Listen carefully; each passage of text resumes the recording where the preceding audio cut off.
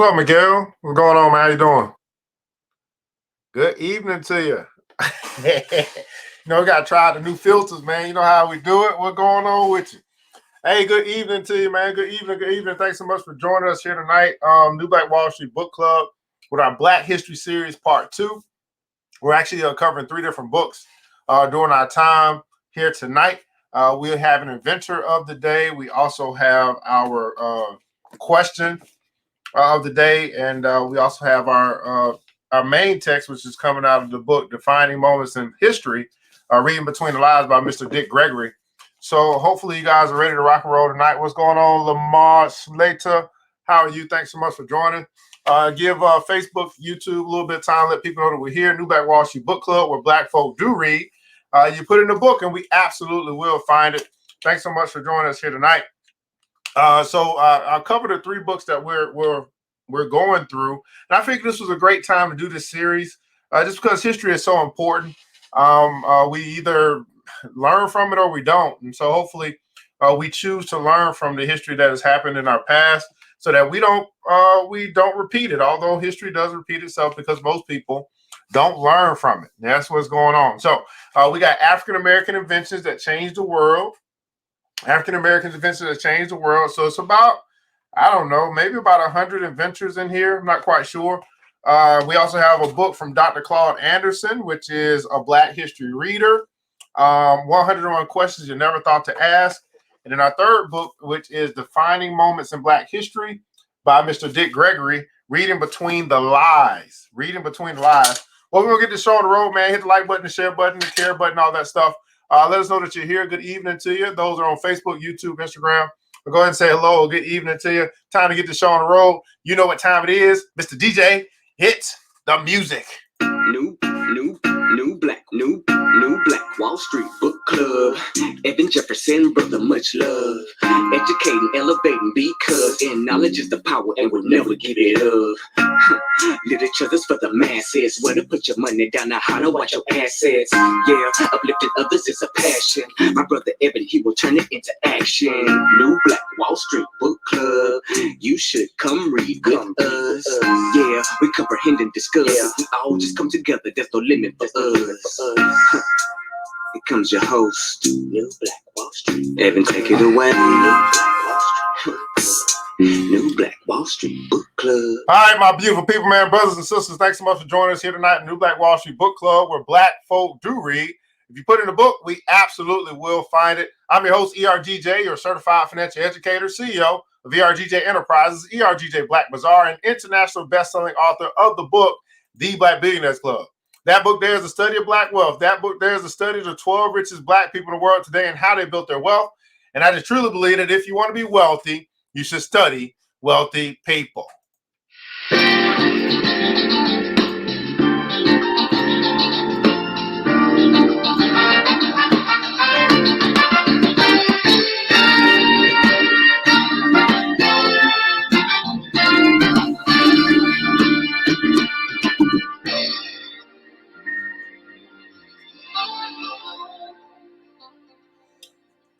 Well, you can pick up your copy by simply going to the website, theblackbillionairesclub.com. That's right, theblackbillionairesclub.com, and pick up your copy of the Black Billionaires Club here today.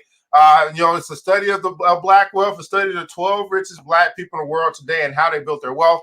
And here's the deal, guys, man. Just make sure you put yourself in the company to find out how they did it so that you can do it too. So you can go there, you can get the hard copy, you can get an ebook. It's available in those different platforms, also available in French. TheBlackBillionairesClub.com. That's right, TheBlackBillionairesClub.com. Hey, man, thanks so much for being with us here tonight. Hit the like button, the share button, the invite button, all that good stuff as well. We do have a goal that we're trying to reach, which would be 1,000 YouTube subscribers. If you haven't followed us already on ERGJ Enterprise on YouTube, please do that. Just go to YouTube and ERGJ Enterprise, hit the follow button or subscribe button. That helps us get to 1,000 subscribers, which would then help to have YouTube begin to pay for content so that you don't have to. So if you enjoy what we're doing here, if you find it just as powerful as I do, Black men reading, Black people reading itself, well, then you can show your support by simply doing something that's for free. Go to the YouTube page, ERGJ Enterprises, and click the subscribe button. That'll really help us out. Appreciate it. Also, hit the like button, the share button. Let us know where you're connecting from tonight, what city, what state, what country you might be connecting with us from here tonight. We're broadcasting here from ERGJ Studios in Atlanta, Georgia. Love to know exactly how far our reach is here tonight. So where are you connecting from? What city, what state? What city, what state are you connecting from? Let us know in the comments below. Definitely want to shout you out. Just want to know just how far our reach is here tonight. Now, as I mentioned to you earlier, guys, I decided to start a very new, brand new series, which is our Black History series. So if history or our history is important to you, then hopefully you'll enjoy tonight. Hopefully you'll learn something tonight that you didn't know before, because we got to do a better job with representing our very own history, because we don't do a good job of that. So in the New Black Wall Street Book Club, we are actually going to be going through 3 different books here tonight. Some of them very short. Just a little quick hitters, and we get to our main text. So we're going to start with African Inventions that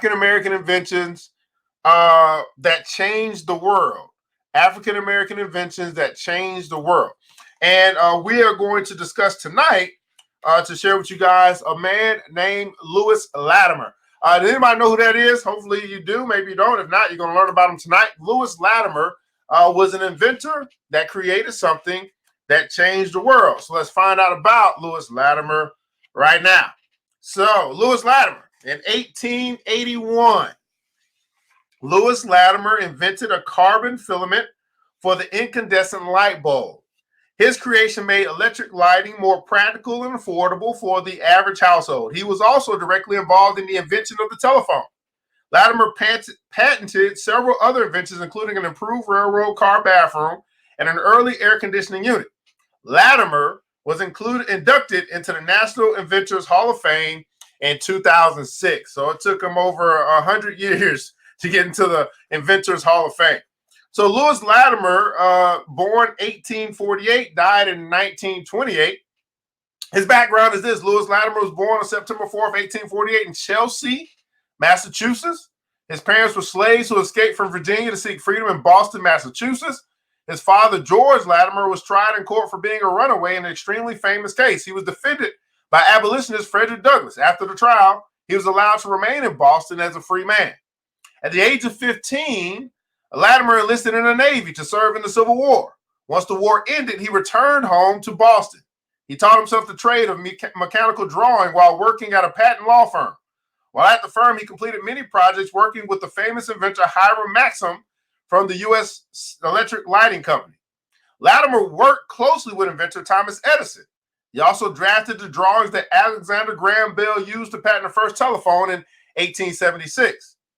His invention, Latimer made improvements to Edison's light bulb in 1881. He invented a carbon filament for the incandescent light bulb, which allowed lighting to become more efficient and affordable. Latimer's abilities in electric lighting became well known due to his expertise. He was sought after to continue the expansion of incandescent lighting. As more major cities began wiring their streets for electric lighting, Latimer was dispatched to lead the planning team. He helped to install the first electric plants in many cities, including Philadelphia, New York City, and Montreal. He also oversaw the installation of lighting in railroad stations, government buildings, and major thoroughfares in Canada, New England, and London. Latimer was a brilliant innovator. He once mentioned his goal in life was to improve the lives of everyday people. So, our inventor of the day, Mr. Lewis Latimer, we put some respect on his name with the upgrade to the incandescent light bulb, which we still use today. So we have a brother that had a major role in our lighting of our houses, our homes, and all the street lights and all that stuff. Mr. Lewis Latimer, our inventor of the day. All right. So that's our first little quick hitter. Our second quick hitter is going to come from our second question, which comes out of a Black History Reader, which is 101 questions you never thought to ask. Now, Dr. Claud Anderson, if you know anything about him, this brother is filled with knowledge, and he has a question for us tonight that he's going to answer in his book. And that question is, and let me ask you what you think. Are Black Americans an official socioeconomic underclass? Are Black Americans an official socioeconomic underclass? And here's what he has to say about that, Dr. Claud Anderson. He says this: Whether Black Americans are this nation's official underclass depends on the criteria used to define the term. In the broadest sense, an underclass is that segment of the population that occupies the lowest possible position in a ranking order of social acceptability. The enactment of the nation's Constitution in 1789 and the first naturalization law of 1790 established a rank order that placed whites at the top and entitled to all of society's benefits, and consigned blacks to the bottom rank with no entitlements, not even to life itself. The naturalization law declared America to be a white nation, with blacks acceptable only as slaves. In subsequent years of Jim Crow, semi-slavery, and political correctness, a deliberate and carefully interlinked set of laws and public policies assured black presence as a subordinate labor and consumer class. Consequently, black people became the designated official underclass, and it is yet to be repudiated or changed. Until that happens, blacks are restricted to conditions that place them outside and beneath mainstream society. Governmental agencies and scholars have broadened in modernization the definition of an underclass of any group in America that lives as if they were in a poverty-stricken country. This immigration-based, politically correct public policy is designed to shift the nation's focus from blacks to Hispanics, Asians, and other immigrating ethnicities. However, this gesture changes nothing in the original underclass designation because immigrant groups have always ranked above blacks in the order of social and political acceptability. Immigrant groups are credentialed by federal authorities and are granted access to benefits. As soon as the next generation loses its accent, even those with some color are accepted as white and move into the middle and upper classes. Blacks, as a caste, have never had the class mobility granted to immigrants. U.S. Census chart below, real median household income by race and Hispanic origins, a householder from 1967 to 2014 shows how blacks stay fixed in an underclass income status. It depicts the racial hierarchy in our society and presents the reality that blacks are fixed at the lowest income level. The census chart on page 4 shows that the peak of the 1967 Black Civil Rights Movement, white median household income was $52,200, double the $26,800 median household income of blacks. Chart also depicts the change immigration policies that, in response to the 1965 civil rights laws, opened the doors for immigrants based upon ethnicity and family ancestry. The newly arriving immigrants were classified as minorities, made eligible for benefits and opportunities that blacks have been historically denied. The massive influx of Hispanic immigrants began in 1970, and the U.S. Census chart indicates that at the outset, their incomes began at $38,900, well above the income of blacks. And by 2014, Hispanic income had reached $42,500, which is $7,000 higher than the blacks, even though 90% of all Hispanics in America in 2014 have been in the country less than 45 years. Similarly, in the late 1980s, Asians who had been combined in classification with Arabs began to enter the country. Their median household income was $64,000. And by 2014, their median income was $74,300, double that of Black Americans. It is noteworthy that the U.S. Census chart indicates not only that all groups entered with higher incomes than blacks, but by 2014, the median household income for all groups was up, while the income for Native Black Americans was headed downward. The downward trend for blacks further indicates that as a group, they are the nation's official underclass. What's going on, Ryan Scott? How you doing, man? A report by the Urban Institute, The Color of Wealth in the Nation's Capital, the subject of an article in the Washington Post on November 2nd of 2016. The grim statistics in the article on black wealth reinforce the census chart and are further evidence that blacks as a group are the nation's official underclass.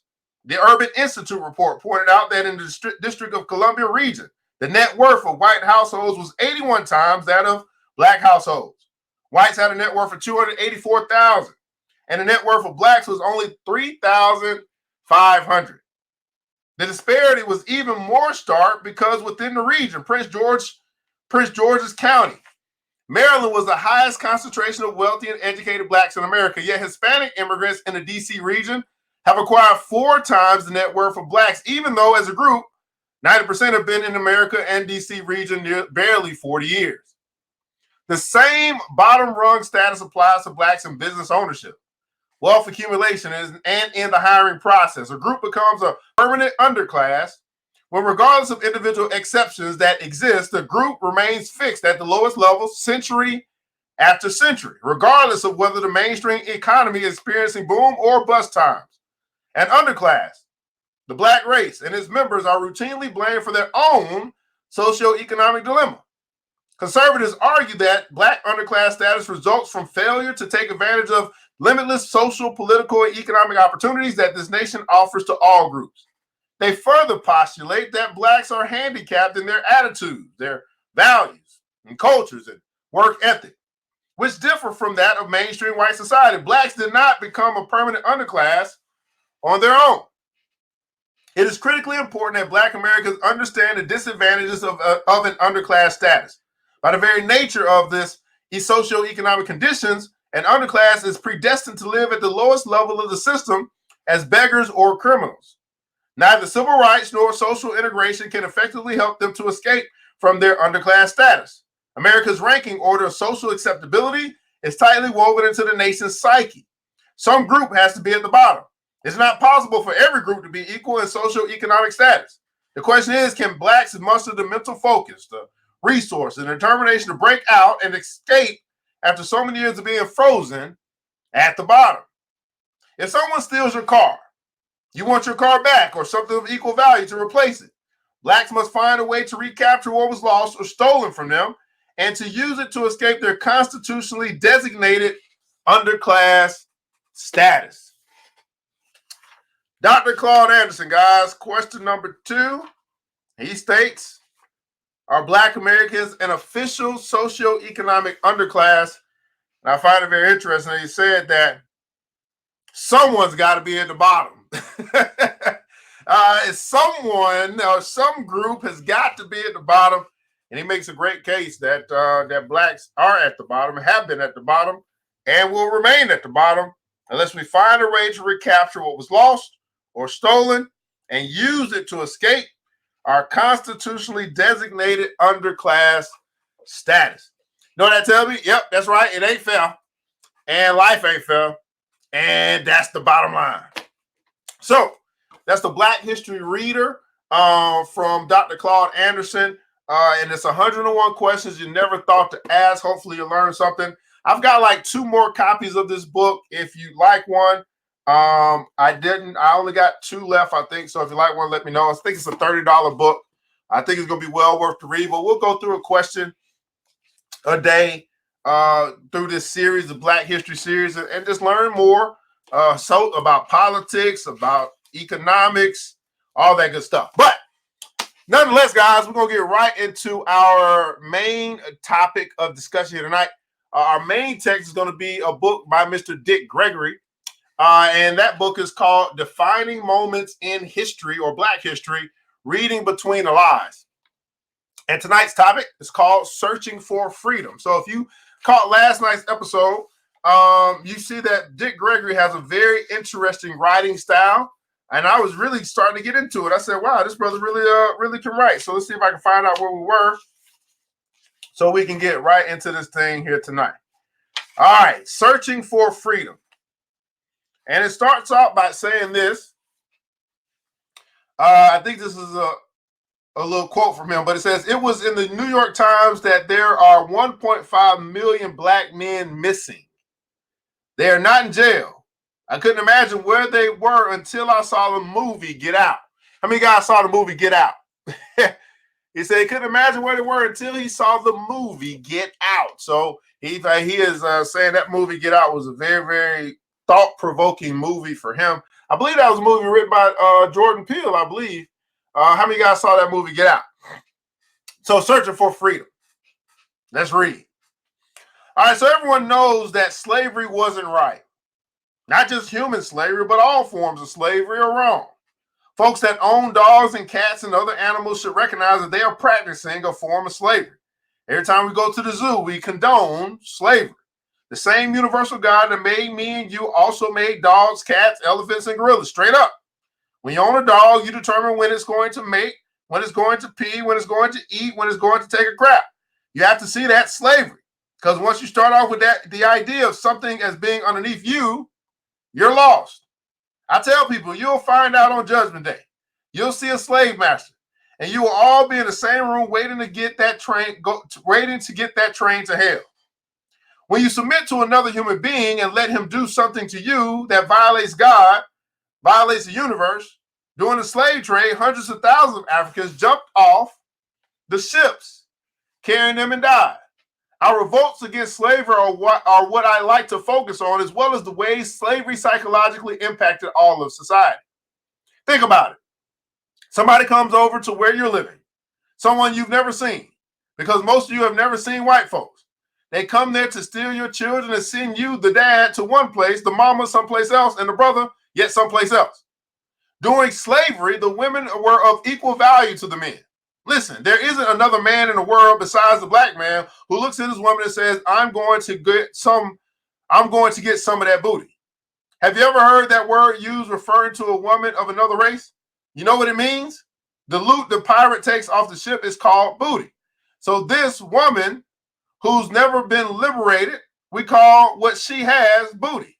I believe this is a direct result of slavery. We arrive in a new land. The people in America do not speak my tongue and they do not practice my religion. Today, people laugh at me and want to know why I speak English so bad. Because when the whites brought me here, I wasn't speaking anything but pure Swahili. That's why. They should not try to embarrass me. The same God that made the sun made me. I went and I looked at all the seven wonders of the world and I came back and I said, wow, none of them was made by God. How come the ocean isn't one? I went to Egypt. A man there told me that Egypt was the third largest tourist economy in the world. Everybody comes to see the pyramids. So the Egyptian said, I'd like for you and your friend to join us tonight where the super rich go, to sleep under the pyramids. I said, man, look at this here. I pointed at my nose. That's the pyramid, you understand? As long as I sleep on my back, I get 1,000 times more energy than I get from that mess you're selling. My nose is my pyramid. God made it. God made it. We'll keep going. It gets into the middle passage. The middle passage. Let me type that in here. Another section, the middle passage. Dick Gregory has a witty writing. Obviously, he was a witty guy. We got a witty writing style as well. Next little section in the Search for Freedom, the middle passage. Slavery in America didn't start with black folks. In the 1500s, people from Spain and Portugal were over here enslaving Indians. That's why they call the natives living. That's why they called the natives living here Indians, because that dummy Christopher Columbus came here. This fool gets lost, and all of a sudden he done discovered something. He thought he had reached India, and a mistake stuck. So they took poor Indians from their homes and sent them every which way to work in mines and fields in the Caribbean, Peru, and Panama. The ones who hadn't already died from being exposed to European germs, that is. Then word got back to the King of Spain, Charles V, about how bad the Indians were being treated. And he outlawed slavery in the so-called New World. Of course, it wasn't new to the people who had been living here. Too bad Charles waited until after most of the natives had been worked to death or died of disease, huh? Plus, Charles didn't have control over what the other European countries did. Even after Spain backed off, Portugal was still in the game. And then the Dutch got involved. And then watch out that there came the English. When the English started setting up colonies over here in the Americas in the 1600s, let me tell you, that was bad news for black folks. The English wanted slaves too. For a while, they used poor white folks from back home as what they call indentured servants. But that didn't work out too well because they had to honor the service contracts or else the servants ran away. Because the servants were white, they couldn't blend right in. They could blend right in wherever they went. Guess who couldn't blend in? And so the English and other countries soon set their sights on Africans. And the slave business was on for real. Now, the middle passage, what's going on, Jay's Beauty? Now, the middle passage, that's what they call the trip that brought slaves by ship from Africa to the Americas. Think for a second about why it's called the middle passage. For something to be in the middle, it's got to go between two other things. And those two other things tell you that what the whole deal was really about. The middle passage was the second leg of the journey. The first leg started in Europe. Folks from countries like Spain and Portugal, but also England and France.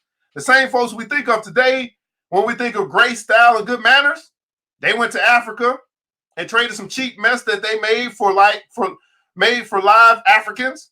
Notice I didn't say slaves. We weren't slaves till we got here. Then on the Middle Passage, they brought the Africans to America and the Caribbean and traded these living, breathing people, or rather the ones who are still living and breathing, to white folks here for stuff they could take back with them to Europe. The third leg of the journey was the trip back across the ocean to the homes of these dainty, graceful, civilized, slave trading European bastards. The main word here is trading. That's what the whole thing was about. The people who started the slave trade didn't hate Africans, didn't hate black folks. They didn't care about us one way or the other until they realized they could make money by capturing us and selling us as free labor. It was when the Africans got here and became American black folks that the real hating started. To justify keeping somebody as a slave, you've got to say, and you've got to believe it, that the person is not a real human. And the more human people seem to you, the more you've got to tell yourself they're not. If whites had admitted to themselves that they could treat other humans in such a horrible manner, it would admit admitting that they themselves had a problem acting like human beings. So their questioning our humanity had more to do with them than with us. One of the reasons that racism doesn't end is because we're seen as a commodity, not as human beings. You know, and I know that the Africans brought over here on those slave ships were as human as anybody else. That's what makes thinking about what our ancestors endured during the Middle Passage so horrible. But we need to think about it because it's our history. Think about the last time you were on a bus or a subway car on a hot summer day when the air conditioner wasn't working.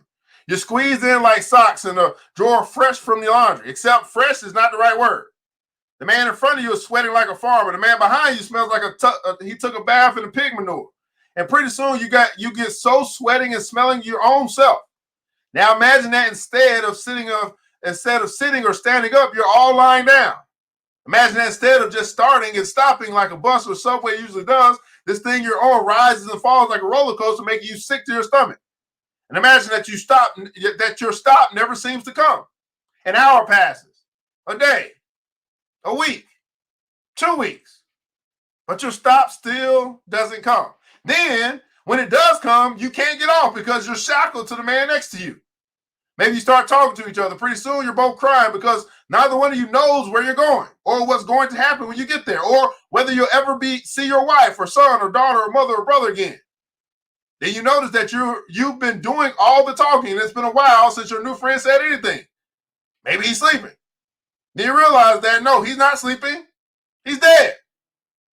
Now you're really crying, or you would be, except the odor down there has gotten so bad that you start to vomit instead. Now there's vomit all over you and nothing in your stomach, and you don't know if there's ever going to be anything in your stomach because the people who brought you here haven't said a word about feeding you. Now they do bring you some food because you have to be healthy enough to be sold, but even if it weren't disgusting, which it is, you feel too sick to eat it. You eat it anyway because you've got to stay alive. That's the only thing you know. You've got to stay alive. It sounds like a nightmare the way I'm describing it, but real people went through that nightmare. Millions of real people, your ancestors and mine. Are you African American? Go back enough generations in your family, and there's somebody on one of those slave ships who went through what I've just told you about. Somebody just as real as your mama. Probably looks something like her too, for good reason. Somebody just as real as you. Think about that for a minute. Now, how do you feel? How do you feel? Man, Mr. Dick Gregory, break this thing down in so many different ways. We got one more section we'll go over.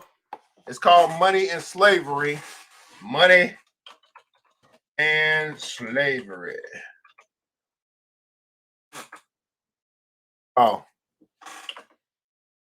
Guess I'll have to delete something. 1 second.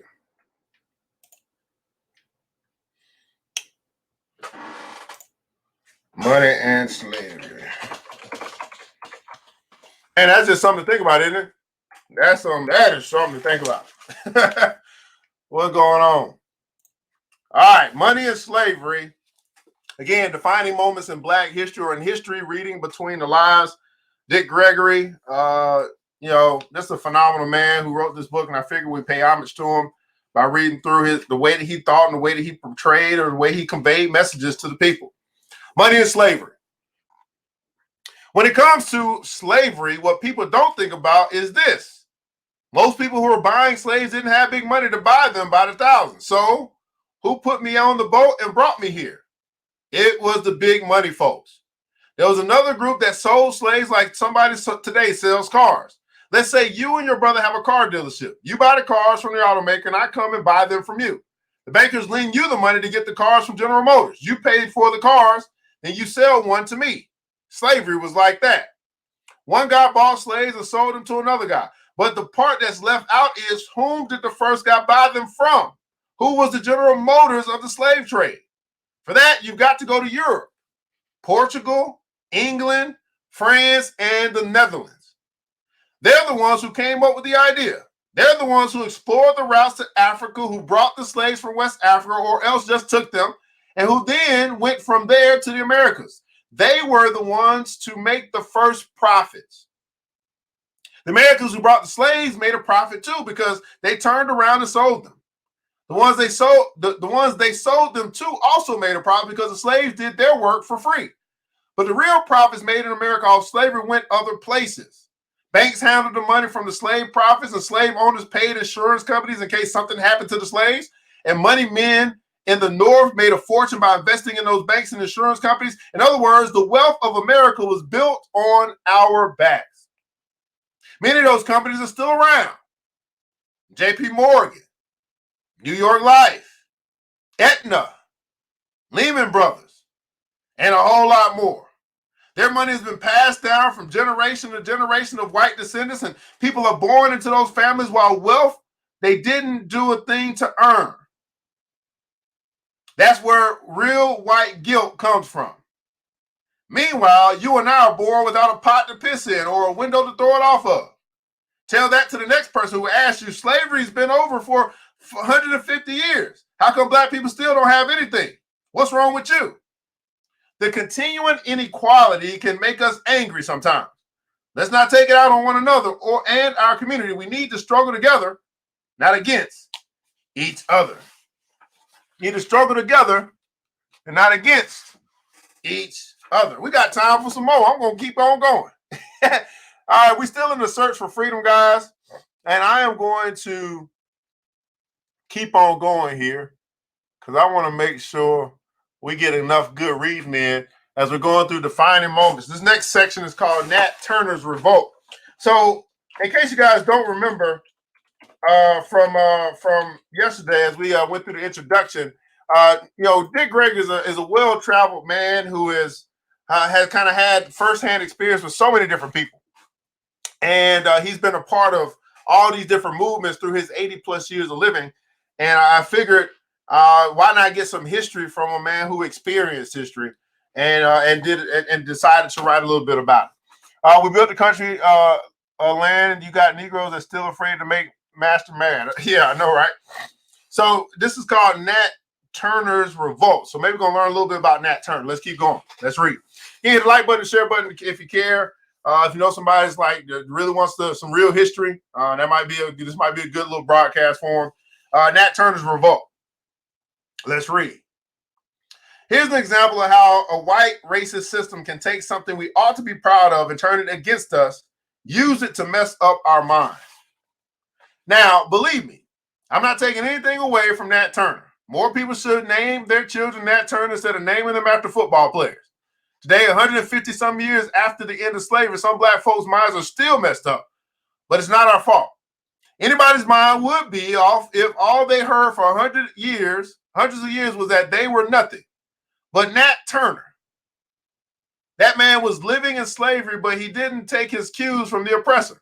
He was born and enslaved in Virginia in 1800, and slavery was all he knew. Yet he was able to see that that wasn't how it was supposed to be. He's able to resist what racists told him because he was in touch with a higher power, or thought he was, which I guess added up to the same thing. The thing about Nat Turner was, from the time he was a little boy, people around him, black and white, saw that he was special. They figured he was going to do something great one day, even if he was a slave. If the white folks had known that what that something was, they probably would have killed him right then and there. The man who owned him even gave him a Bible, which Nat loved. Also, his mother encouraged him because she thought he had so much potential. Later, Nat and his mama got sold together. After their new owner died, Nat was married by that time. Nat's wife got sold away. That didn't sit right with Nat. Matter of fact, that might have been the thing that pushed him to do what he did. He was still religious, but he wasn't the turn the other cheek kind of religious. More like the I am God's instrument kind. He started praying and having visions, and everything he saw pointed to fighting against slavery. And when I say fight, I don't mean protest. He looked to the heavens for signs. On February 12th of 1831, he saw a solar eclipse, and he took it as a sign that it was time to free his people. At first, he planned the revolt for July 4th. Isn't that something? That would have been Independence Day, all right. Then he got sick, so he waited for another sign. One day in August, the sun turned a strange blue-green color, so Turner thought it did, and that was the sign he was looking for. He planned a revolt for August 21st and started organizing. He met secretly with just a few others at first. Before they were done, their number grew to about 70, slaves and free blacks alike. The revolt started with Turner's master, Joseph Travis, and his family. Turner and his followers killed them all. Then they moved on to other families, and by the next day, they had killed 60 whites. They wouldn't have stopped there, but then came the federal troops. Turner and the others didn't go down without a fight, though. More than 100 slaves died, which is more than the number of white folks they killed, but the white folks left alive didn't forget the uprising. You can believe that. They were scared out of their minds. They captured Turner on August 30th and killed him on November 11th. Today, we celebrate Veterans Day on November 11th. But next time it's Veterans Day, think about Nat Turner. He sacrificed as much for his people as anybody wearing the uniform of the United States military. Everybody talks about Nat Turner, even those who don't know exactly what he did. And that's the problem. When people talk about slave revolts, his is the only name you hear. White folks would have you think that in almost 250 years of slavery, there was only one brother with enough balls to say, I'm going to be free or die trying. As if every other slave who lived was either happy to be picking cotton or saying, yes, sir, 700 times a day, or too scared to do anything about it. The truth is, there were a lot of slave revolts. For one thing, before Nat Turner, there was Denmark Vesey. He was a free black man. He brought his freedom in 1800 and then worked as a carpenter in South Carolina. Made a good living, too. But he wasn't satisfied being free when other blacks were still under the lash. So he organized a revolt. You don't hear much about Vesey as you do Nat Turner because Vesey's rebellion got uncovered before it could take place. But Vesey and his crew were serious. They collected more than 500 daggers, bayonets, and spears. They would have used them too, but whites got wind of what was happening, and that was the end of that. Vesey and others were executed. After Vesey and Turner, the votes kept up. In 1835, whites hanged a bunch of slaves and whipped others to death because they were about to rebel. In 1853, in South Carolina, 2,500 slaves got ready to fight, but one free black man informed on them. A whole lot of black folks resisted slavery. Ever heard of maroons? There were slaves who ran away, formed groups, and lived together. Some of them had been captured in Africa and put on ships, but ran away as soon as they reached America. A lot of them even tried to go back home. In 1856, a group of maroons terrorized whites in a couple of counties in North Carolina. Whites got so scared and nervous, in fact, that they didn't know what to do. Some of them stopped sleeping, just stayed up all night, waiting for black people to try something else. The revolts I'm telling you about, these are just the ones somebody saw fit to write down. Nobody knows how many more there were. Vesey, Turner, and the Maroons were the blacks who took up arms. Other blacks fought slavery in other ways. Take a look at a piece of writing published in 1829 by a black man named David Walker called The Appeal. Walker was a free black man who wanted other blacks to be free, too, by killing their masters if need be. As Malcolm X would have said, by any means necessary. Take a look at what Walker wrote. They want us for their slaves, and they think nothing of murdering us. And believe this: that it is no more harm for you to kill a man who is trying to kill you than it is for you to take a drink of water when thirsty. You hear what he was saying? Don't let anybody tell you black folks were slaves because we were happy that way. Happy folks don't take up arms. We took up arms. All right, guys. So we are going through, looks like a whole period of history through the eyes of Dick Gregory in the book Defining Moments in Black History, Reading Between the Lies.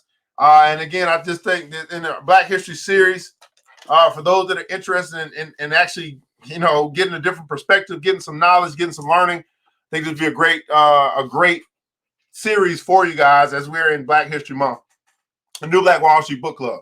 And so again, we've covered the book. We got our Inventor out of African American Inventions that changed the world. We got our question the day that was answered out of Dr. Claud Anderson's book, Black History Reader, 101 questions that you never thought to ask. And in our main text, as we just got through going a little bit through, which is A Search for Freedom. That's a book by Mr. Dick Gregory, which is called Defining Moments in History, Reading Between the Lies. And so I think Dick Gregory again has a very interesting viewpoint on all stuff he studied, learned, experienced throughout the years, and we'll continue to go through this book on a New Black Wall Street Book Club. And so again, guys, for those that don't know, we do have a new channel, which is ERGJ TV, where most of our video content will be. We'll switch back and forth just so we make sure that those who are interested know that we'll be here. But we did want to broadcast live on that, which is our Facebook page, ERGJ TV, for most of our new content as far as video is concerned. So make sure that you like that page, follow that page, all that good stuff as well. Hopefully you learned something tonight here on that New Black Wall Street Book Club where Black folk do read. If you put in a book, we absolutely will find it. I'm your host, ERGJ, certified financial educator, and I want you to remember this, that it takes a village. It starts with us. Let's build as we climb together. We all we got, beautiful people. Matter of fact, we all we need. And thank God that that's more than enough. Until next episode, you know what time it is. Mr. DJ, hit the music. It's the New Black Wall Street Book Club. With your host, Evan Jefferson. It's time for us to go. Yeah. Now you ain't gotta leave the computer, but we encourage you to get out there and learn and apply all the things you learn at the New Black Wall Street Book Club. Yeah. The New Black Wall Street. The New Black Wall Street Book